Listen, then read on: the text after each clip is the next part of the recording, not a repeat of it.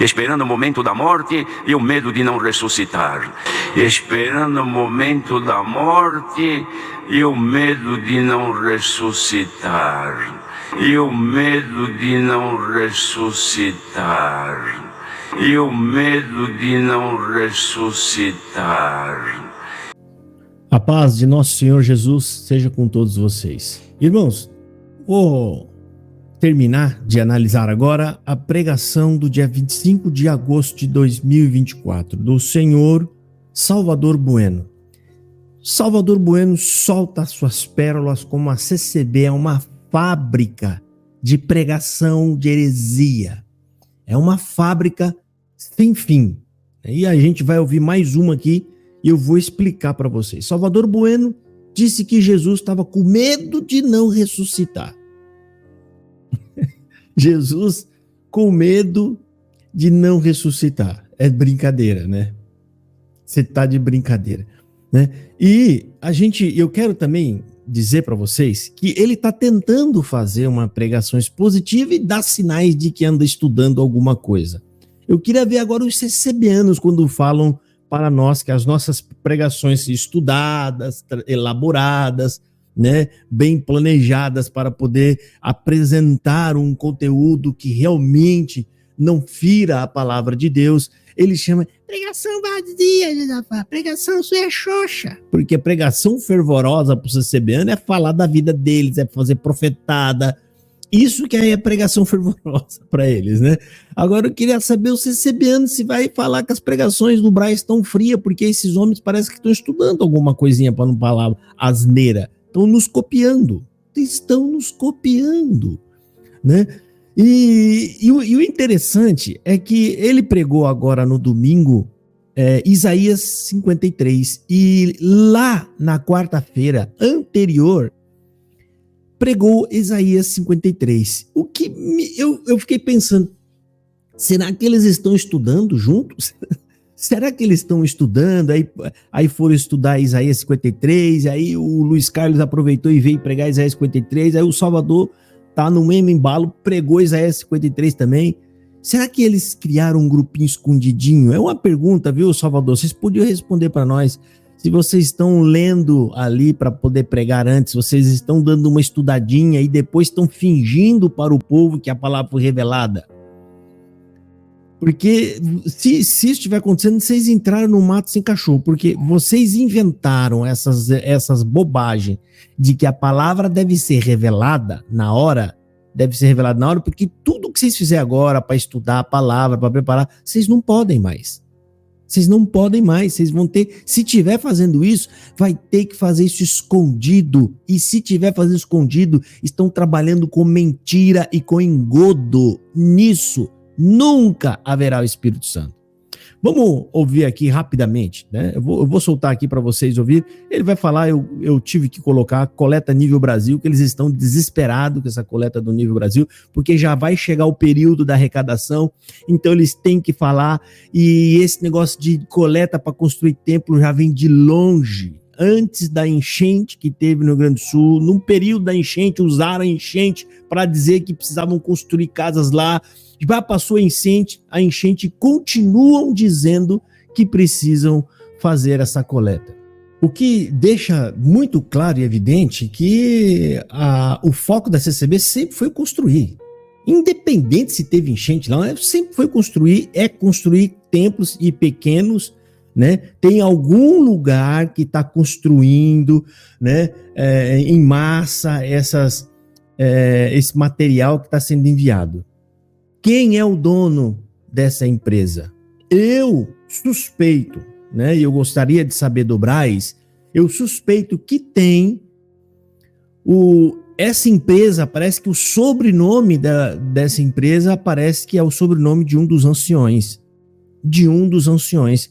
que estão por aí, nessa tribuna aí, né? Então eu faço a pergunta para você, Salvador Bueno, né? Primeiramente a você tem algum envolvimento com essa empresa de construtora?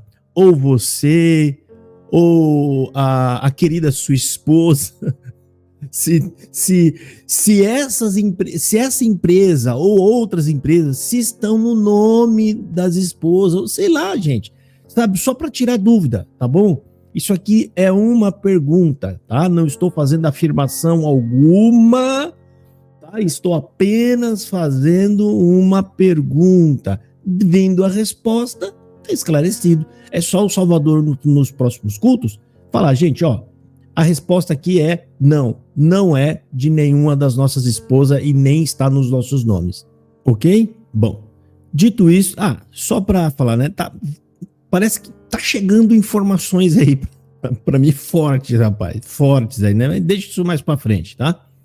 Bom, vamos lá, vamos então analisar aqui a fala do senhor Salvador Bueno. Luiz Carlos de Viçosa pregou esses dias agora atrás aqui que a fé é sua. A fé é sua e você se salva, você crê se você quiser. Agora tá estranho porque cada um que sobe nessa tribuna prega uma coisa diferente do outro, cara. Parece igrejas diferentes. Cada camarada que sobra aqui, teologicamente, cada um aqui na CCB tem a sua teologia. Ninguém segue teologia e cada um fala uma coisa, fala o que quer. Olha aí, presta atenção, mas o CCB não tá ligando para isso? Lógico que ele não tá ligando para isso. O camarada, teologicamente, pode pregar a maior lambança que ele quiser, pode falar a maior bobagem que ele quiser. Se ele disser sobre a minha vida, o CCB não tá ótimo. Então, é igual você ir lá no cartomante. Não interessa que é um cartomante. Se ele acertou a minha vida, eu tô dentro. Fica vendo, olha aqui. Ele teve dificuldade de admitir e de acreditar, porque o dom de crer é dado por Deus. Se a pessoa não tem o dom de crer, não consegue acreditar. Então aqui, Isaías... Então aqui, o Salvador acabou de falar que se a pessoa não tem o dom de crer, não tem como ela crer, porque é um dom dado por Deus. O Luiz Carlos Viçosa falou que todo homem já nasce com a fé. A fé é sua, todo mundo tem o direito de crer. Vocês são hipócritas. Quem crê, qualquer ser humano pode crer. Todo ser humano debaixo do sol que quiser crer, ele pode crer. Porque o dom de crer é dado por Deus. Se a pessoa não tem o dom de crer, não consegue acreditar. Essa fé é sua. Porque o dom de crer é dado por Deus. Quem crê, qualquer ser humano pode crer. Todo ser humano debaixo do sol que quiser crer, ele pode crer. Se a pessoa não tem o dom de crer, não consegue acreditar. Todo ser humano debaixo do sol que quiser crer, ele pode crer. Se a pessoa não tem o dom de crer, não consegue acreditar. Todo ser humano debaixo do sol que quiser crer, ele pode crer. Se a pessoa não tem o dom de crer, não consegue acreditar. Vocês falam tanto e criticam as outras igrejas e atacam as outras igrejas e não vê a bagunça teológica que é a sua igreja. Salvador Bueno, Hélio Bianco, Luiz Carlos de Viçosa. Vocês sequer têm unidade entre vocês mesmos no que vocês falam. Aí no Brás, vocês são num grupelho aí de 5 idosos aí e não conseguem ter unidade entre vocês. Imagina ficar apontando as outras igrejas, falando da teologia da igreja inteira de outros lugares, se vocês não conseguem ter unidade nem entre vocês. Segue aí, vamos ver agora o restante aqui, ó. Pergunta, quem é que acreditou na nossa pregação? Tanto que já se falou. Aqui Isaías Agora, gente, ele vai falar que Isaías profetizou 700 anos antes de Jesus nascer. Eu queria fazer uma pergunta aqui para o Salvador e todos recebendo. Da onde ele tirou essa informação? Qual lugar, qual a página da Bíblia? Né? Eu gostaria que o CCBano, por favor, eu tô com a Bíblia aqui, depois vocês deixam no comentário embaixo, CCBano.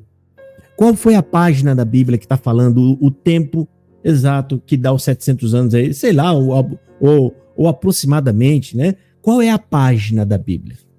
Sabe por quê que eu tô falando isso? Porque ele foi buscar essa informação em algum outro lugar. Provavelmente no Google, antes de vir para a pregação. Google, ou eles estão nesse grupinho deles aí, que talvez eu acredito que estão, né, num grupinho fazendo um mini estudo, né? Ou eles estão nesse grupinho fazendo esse mini estudo, né? E aí eles estão bravos porque acaba tendo que trabalhar um pouco mais, né? E depois vai falar para o povo que não pode estudar a Bíblia. As pessoas não podem fazer uma teologia, não podem ler um livro, que nem o Luiz Carlos ataca muitos livros e os teólogos. Vocês são muito hipócritas, né? Fica vendo aqui, ó. Aqui Isaías profetizava há cerca de 700 anos, mais ou menos, antes da vinda do Senhor. Então, irmãos, ele aceitou. Agora, gente, vem o pior aqui, ó. Ele vai falar que Jesus Cristo estava com medo de não ressuscitar. Sendo que o próprio Senhor Jesus Cristo fala com muita segurança que ele vai morrer, mas em 3 dias ele levanta. Ou seja, esse templo que ele falava de si mesmo, né? Ele derruba e em 3 dias ele reedifica. Né? Quando ele falou do templo, o judeu achou que ele falava do templo, mas a escritura fala que ele falava de si mesmo. Jesus também fala, quando pediu um sinal, não será dado outro sinal a não ser o sinal de Jonas, 3 dias no ventre da baleia. Se vocês crerem, vocês serão salvos. Que é ele morto por 3 dias. Jesus garante aos discípulos que no 3º dia ele ressuscitaria. E quando ele encontra os dois no caminho de Emaús, ele fala, tardos de coração para entender e crer em tudo que está escrito. Mas por conta deles não estudarem, eles não se aplicarem ao estudo, eles falam essas besteiras. E eu vou explicar para vocês agora, daqui a pouco, o que foi o sofrimento de Jesus ali.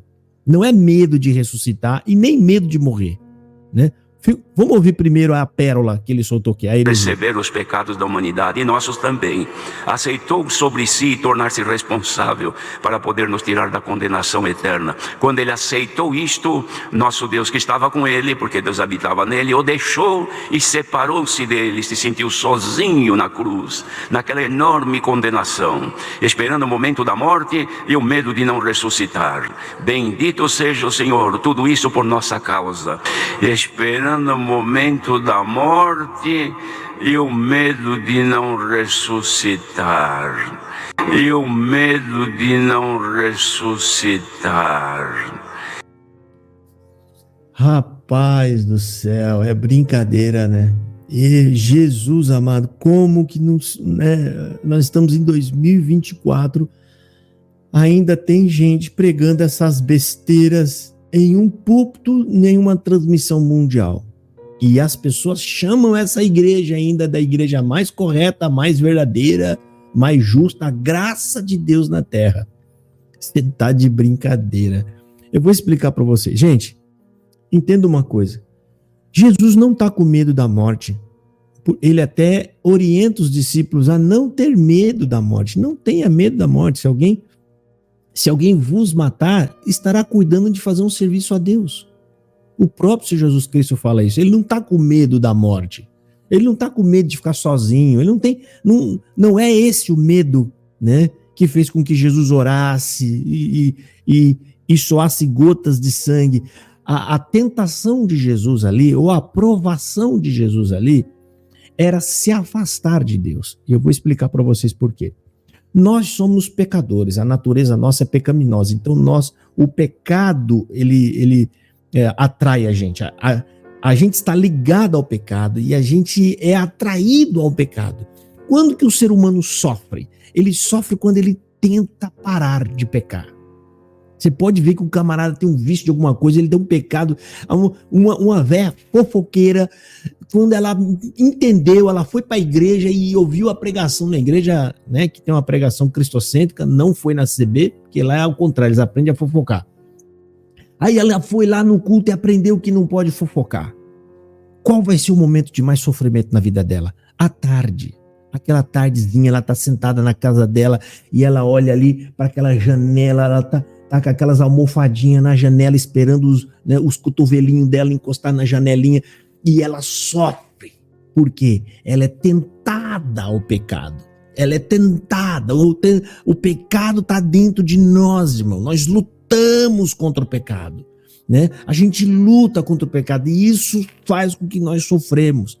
Então, o homem é levado ao pecado, ele é tentado ao pecado, e se afastar do pecado causa esse sofrimento. E Deus, e Jesus? Jesus é ligado a Deus, é para outra direção, é grudado em Deus. E o sofrimento dele é se afastar de Deus, que é exatamente o que ia acontecer ali naquele exato momento.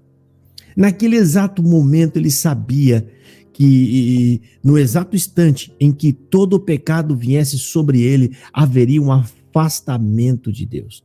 Deus se afastaria dele, e essa era a dor dele. Esse era o sofrimento dele. Ele nunca esteve separado do Pai. Eles são um amor entranhável, é um grudado ao outro, é um na mesma pessoa. Que não dá nem para a gente explicar como isso funciona, né? Então, o sofrimento dele era isso, sabendo que em algum momento ali ele ia se separar do Pai.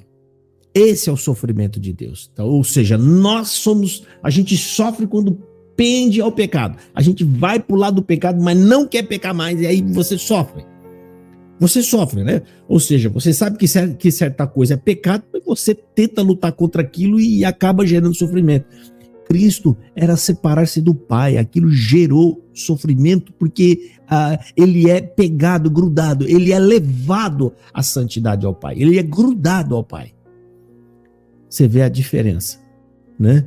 E por conta disso, né, por falta de estudar a palavra, se dar mais a conhecer a vontade de Deus, fazer teologia, né, estar em conversações com outros irmãos teólogos, por falta disso, dessas bobagens que os anciãos da CCB falam, que essas bobagens só tem na Congregação Cristã no Brasil. Eu nunca vi outra igreja falar tanta besteira quanto essas que a gente vê nos cultos online da CCB. Se você fosse criar um ranking, rapaz, vixe, a coisa ia ficar feia, né?